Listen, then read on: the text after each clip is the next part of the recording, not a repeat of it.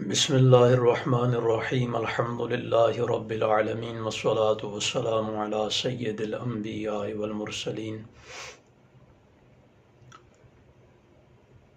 حضرت سعد بن ابی وقاص رضی اللہ تعالیٰ عنہ سے روایت ہے، بیان فرماتے ہیں کہ رسول اللہ صلی اللہ تعالیٰ علیہ وآلہ وسلم نے ارشاد فرمایا کہ جس نے ہر دن صبح کے وقت 7 عجوہ کھجوریں کھا لیں تو اسے اس دن نہ زہر نقصان پہنچا سکے گا اور نہ ہی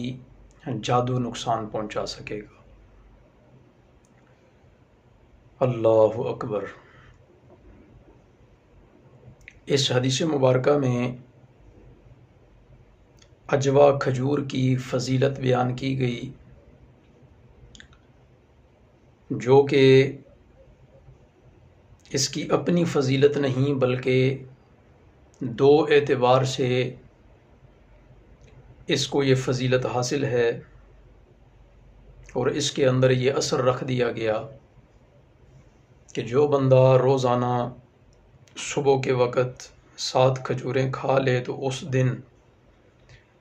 نہ کوئی زہر اس پر اثر انداز ہوگا اور نہ ہی کوئی جادو اس پر اثر انداز ہوگا۔ 2 وجہ سے یہ اثر اس کھجور کے اندر رکھا گیا، ایک کہ مدینہ طیبہ کی کھجور ہے، اور دوسرا کہ رسول اللہ صلی اللہ تعالی علیہ وآلہ وسلم کی دعا کی برکت کی وجہ سے اس کھجور کے اندر یہ خاصیت رکھ دی گئی اللہ رب العزت کی طرف سے کہ جو بندہ کھا لے نہ زہر اس پر اثر کرے گا اور نہ ہی جادو اس پر اثر کرے گا۔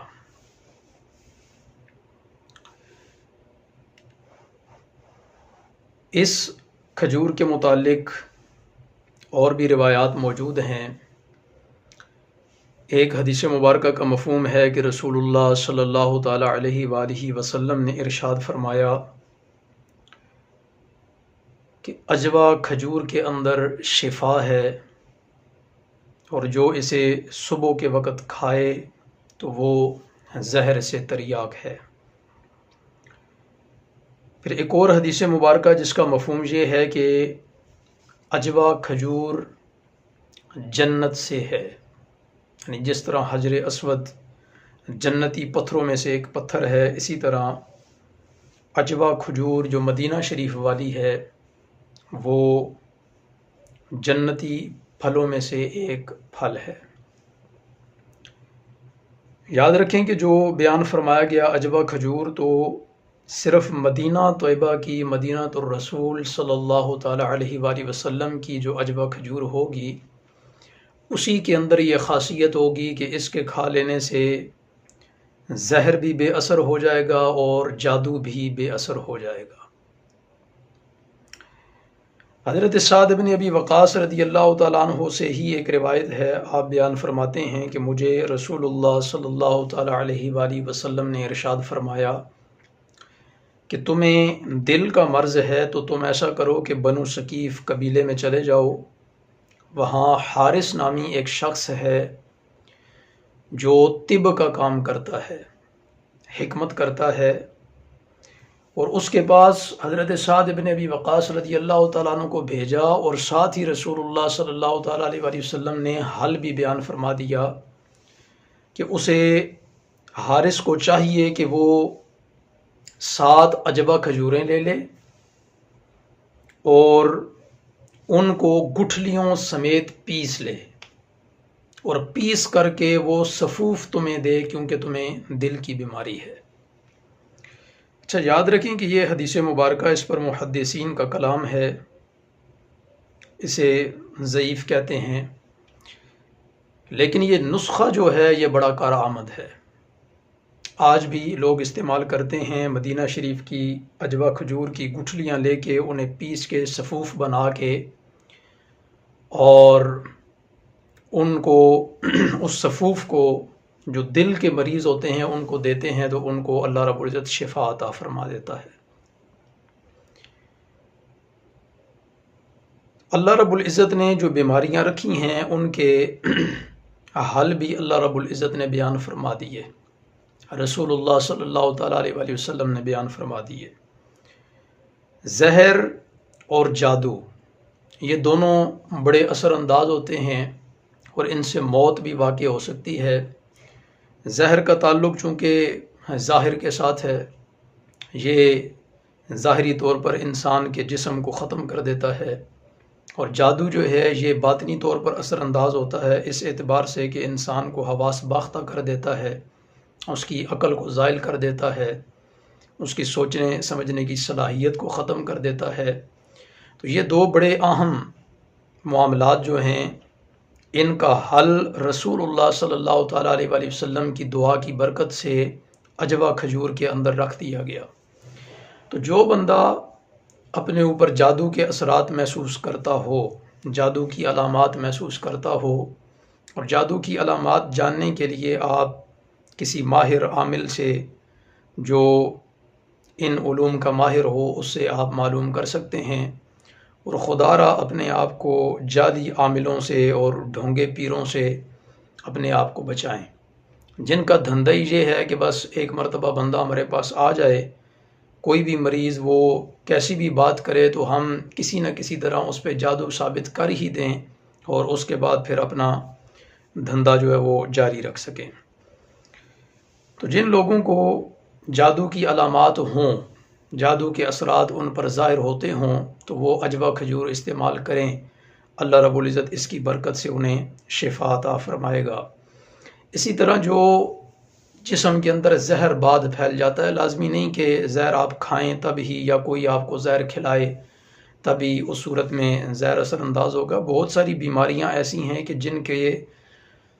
جن کی وجہ سے پورے جسم کے اندر زہر پھیل جاتا ہے، جس کو زہر باد بھی کہا جاتا ہے کہ جی فلاں کو زہر باد ہو گیا۔ تو ایسی صورت میں بھی عجوہ کھجور ایک بہترین دوا ہے۔ اللہ رب العزت ہمارے لیے اس کو حاصل کرنا آسان بنائے، اور یہ حاصل تبھی ہوگی کہ جب ہم مدینہ شریف آنے جانے والے ہوں، مدینہ شریف کی راہوں کے مسافر ہوں، ہمارے لوگوں میں دوست و احباب میں زیادہ سے زیادہ لوگ مدینہ شریف آنے جانے والے ہوں، تو ان کے ذریعے ہم منگوا سکتے ہیں، خود جا کے لے کے آ سکتے ہیں۔ اللہ رب العزت ہمیں مدینہ شریف سے محبت کرنے کی توفیق عطا فرمائے، اور مدینہ شریف کی جتنی بھی برکات ہیں ان برکات سے اللہ رب العزت ہمیں خیر کثیر حاصل کرنے کی توفیق عطا فرمائے۔ جیسا کہ ایک خیر کے بارے میں آج ہم نے پڑھا کہ رسول اللہ صلی اللہ تعالیٰ علیہ وآلہ وسلم نے ارشاد فرمایا کہ جو ہر روز صبح کے وقت 7 عجوہ کھجوریں استعمال کر لے تو اس دن اسے نہ کوئی زہر نقصان پہنچا سکے گا اور نہ ہی اسے کوئی جادو اثر پہنچا سکے گا۔ ایک اور حدیث مبارکہ بھی ہے جس میں رسول اللہ صلی اللہ تعالیٰ علیہ وآلہ وسلم نے ارشاد فرمایا کہ یہ جن کے اثر کو ختم کرتی ہے۔ تو اب زہر کا اثر بھی اس کی وجہ سے ختم ہوتا ہے، جادو کا اثر بھی اس کی وجہ سے ختم ہوتا ہے، آسیب اور جنات وغیرہ کا اثر بھی اس سے ختم ہوتا ہے۔ اللہ رب العزت کی کتنی رحمت ہے کہ رب کائنات نے یہ اس قدر مہلک بیماریاں کہ یہ جان لیوا بھی ثابت ہو سکتی ہیں،